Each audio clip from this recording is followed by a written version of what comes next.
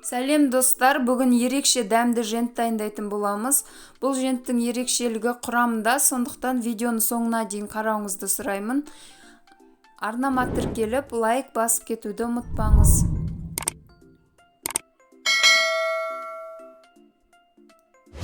Жент үшін бізге 500 грамм печенье, 500 грамм манная крупа, 500 грамм талқан, 150-200 грамм қант және де 500 грамм май қажет болады. Талқанға қантымызды қосамыз. Печеньені қолдың көмегімен немесе блендердің көмегімен ұсақтап, ұнтақтап аламыз.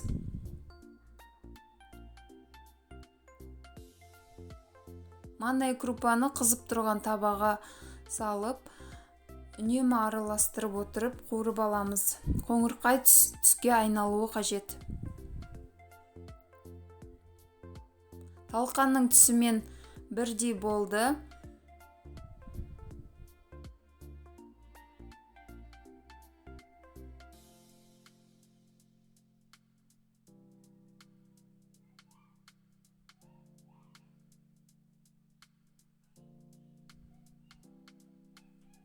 Енді араластыруға ыңғайлы болу үшін үлкен табамызға барлығын саламыз.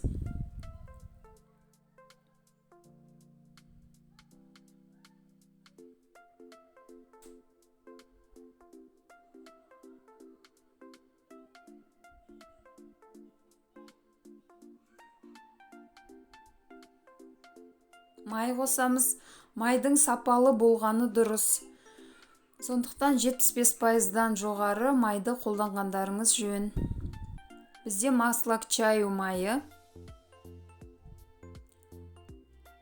Видеодағыдай қолдың көмегімен жақсылап араластырамыз.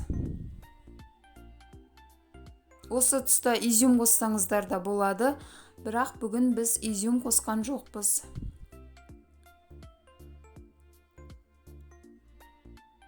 Жақсы бірігіп тұр.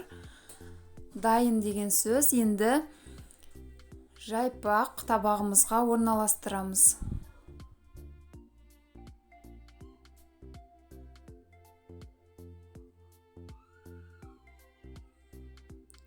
Қолдың көмегімен жақсылап тығыздаймыз.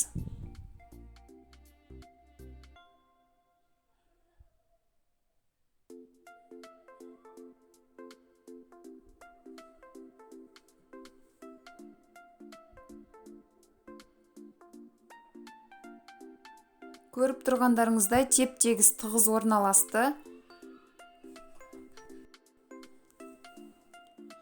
Тоңазытқышқа 3-4 сағатқа қалдырамыз. 3-4 сағат өтті.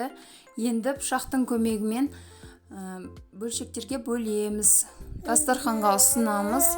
Міндетті түрде осы тәсілмен жасап көріңіздер, өте дәмді шығады. Сіздерге ұнайды деген үміттемін. Назарларыңызға рахмет.